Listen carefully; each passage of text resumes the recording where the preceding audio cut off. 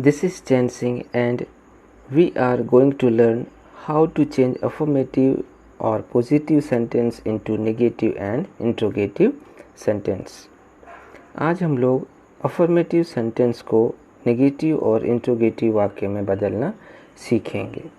तो आज हम लोग सिर्फ सिंपल प्रेजेंट टेंस के वाक्यों को नेगेटिव और इंट्रोगेटिव में बदलना सीखेंगे।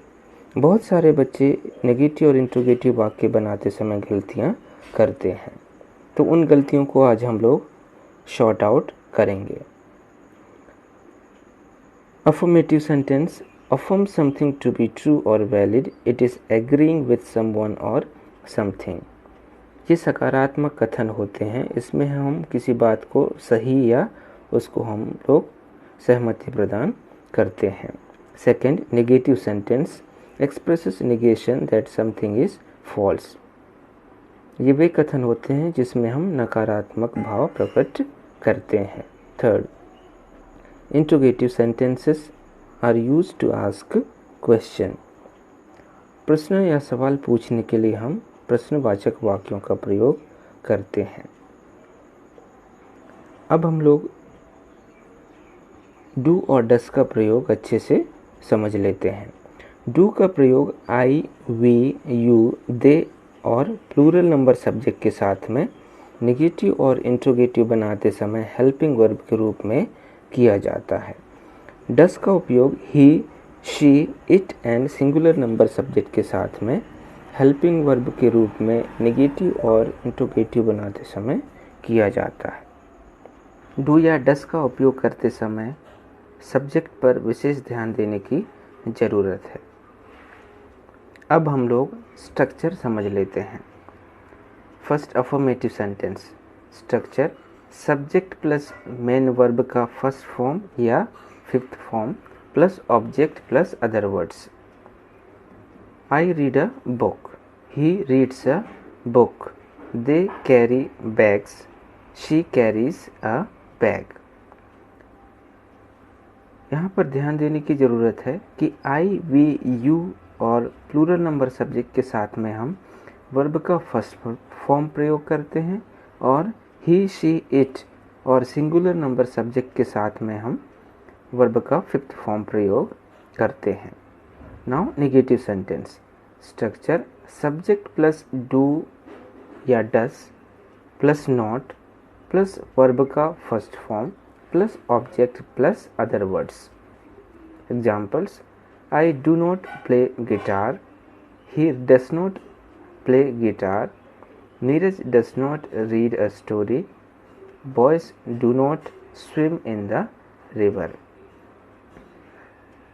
I, we, you, they और प्लूरल नंबर सब्जेक्ट के साथ में हम डू प्लस नॉट लगाते हैं और ही, शी, इट और सिंगुलर नंबर सब्जेक्ट के साथ में हम डस प्लस नॉट लगा करके नेगेटिव सेंटेंस बनाते हैं।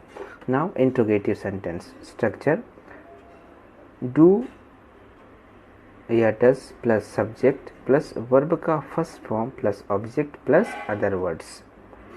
Examples: do you take tea, does he take tea, do they read newspaper, does Reema read newspaper. So do is used with again I, we, you, they के साथ में और डस का प्रयोग ही, शी, इट और singular number subject के साथ में करते हैं। Now we will see how to change third person.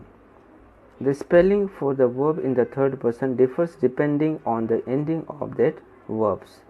Means हम लोग एस, ई एस और I E S third person के साथ वर्ब में हम कब और कैसे लगाते हैं उसको देखेंगे। Rule number 1, in the third person singular verb always ends in s। Examples: rain, rains, jump, jumps, run, runs। यहाँ पे मैंने हाईलाइट किया है कि कैसे हेल्पिंग वर्ब और मेन वर्ब अफर्मेटिव से नेगेटिव और इंट्रोगेटिव में बदलते समय परिवर्तित होते हैं। Examples: it rains, it does not rain, does it rain, he jumps, he does not jump, does he jump, she waters the plants, she does not water the plants, does she water the plants। Now we'll go to the rule number 2. For verbs that end in O, CH, SH, SS, X or Z, we add ES in the third person. ऐसे verb जो O, CH, SH, SS, X और Z से ख़त्म होते हैं उनके अंत में हम ES जोड़ते हैं थर्ड पर्सन के साथ. Examples: pass, passes, go, goes, catch, catches. Sentences: He passes the ball. He does not pass the ball. Does he pass the ball? She goes to school. She does not go to school. Does she go to school? Players catches the ball. Player does not catch the ball. Does player catch the ball? Now we'll go to the rule number 3. For verbs that end in Y preceded by a consonant, we remove the Y and add IES. तो ऐसे verb जो Y से ख़त्म हो रहे हैं और उनके पहले कोई कॉन्सोनेंट हो तो हम Y को हटा करके IES जोड़ते हैं. Examples: cry, cries, study, studies, fly, flies. Now will see the sentences. Baby cries. Baby does not cry. Does baby cry? He studies attentively. He does not study attentively. Does he study attentively? Ravi flies a kite. Ravi does not fly a kite.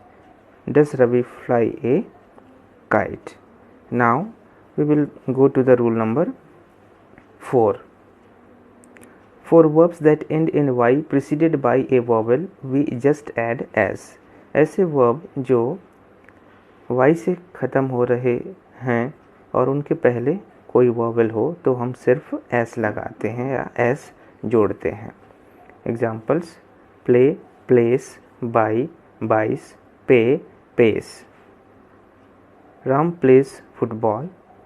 Ram does not play football. Does Ram play football? He buys a book. He does not buy a book.